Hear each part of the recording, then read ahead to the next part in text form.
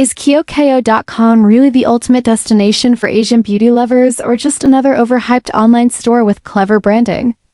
In this video, we uncover the truth behind Kyokyo Beauty, which claims to offer premium skincare, hair care, and makeup products sourced directly from South Korea and Japan.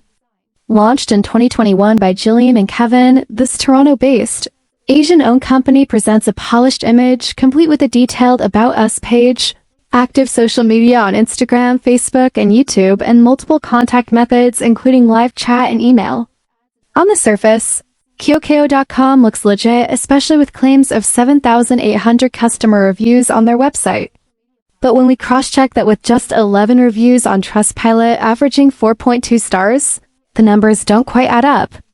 However, digging through Reddit threads reveals a different angle, where several real users confirm quick shipping and authentic products. Some customers rave about the impressive range and noticeable skincare results, while others raise eyebrows at the lack of third-party verification. Overall, Kyokyo.com gives mixed signals. There are strong signs of credibility, but also reasons to proceed with caution if you're planning to shop.